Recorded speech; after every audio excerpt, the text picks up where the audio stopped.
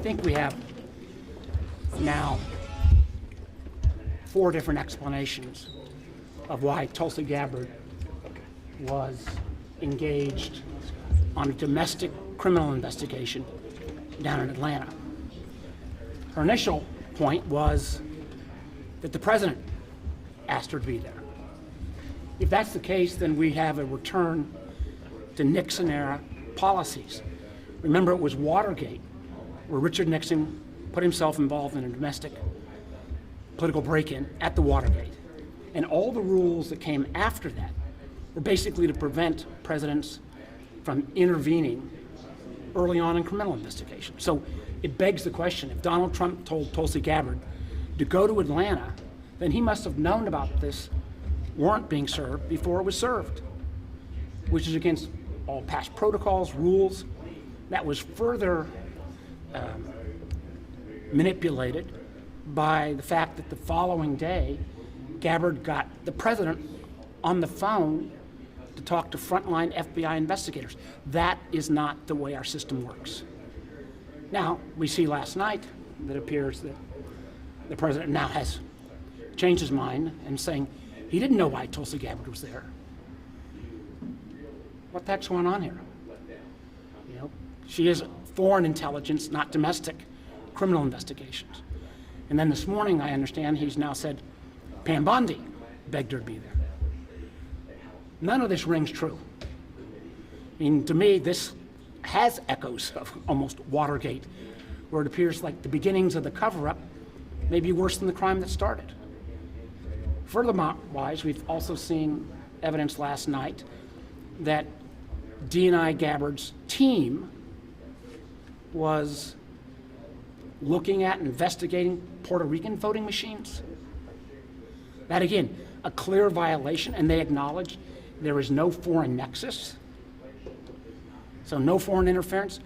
What in the hell is D&I doing investigating Puerto Rican voting machines? That's against the law. And if there was any foreign intervention in this kind of overbaked relitigation of the 2020 election, if she's not shared that information with the oversight committees, she's again violating the process. So that didn't even get into the questions about the whistleblower, but this pattern of behavior where the White House and Gabbard can't get their story straight on what was clearly a fiasco that took place in Georgia demands further investigation. Senator, what do you think the objective was with Tulsi Gabbard, and do you think that she is trying to interfere with the 2026 midterms? I think, unfortunately, it appears there may be a coordinated effort to try to interfere in the 26 midterms. They may even start to interfere prior to in the primaries, or in a state like mine where we may have a statewide referendum on redistricting. A year ago, I didn't believe this was possible. But this kind of action on seizing voting records, the potential of ICE trying to intimidate registered voters from showing up at polling stations in an intimidation move, the fact that this administration has dismantled much of the establishment that was put in place at the end of the first Trump term to protect our elections, the FBI Foreign Election Meddling Center, the ODNI's legally mandated Foreign Malign Influence Center shut down, cuts to cybersecurity relations to help state elections have better protections. I think we've got a president that can't get over the fact that he lost in 2020, and now in kind of a Nixonian effort is going to try to do everything he can to make sure he doesn't get another beating in 2026. Have you gotten any word back from the DNI in response to any of your inquiries? We had some mumbo-jumbo letter that was talking about, broad statutory authorities, didn't address the fact of, first of all, claiming broad statutory authorities, and then claiming the president asked and demanded her to be there. Well, again, if the president made that request, how do you know about the warrant being issued before it was even issued? This smells exactly of Nixonian Watergate-style policies. It took a massive effort in the mid-'70s to correct those activities. My fear is that, who knows what it's going to take to correct this kind of actions going into the 26 election. Thank goodness, at least, their kind of Keystone Cop chaotic approach is showing up in January and February and not in October and November. Do you have any issues with the whistleblower complaint? Senator Cotton doesn't seem to have any issues with it. Listen, I've got issues about the substance of the complaint.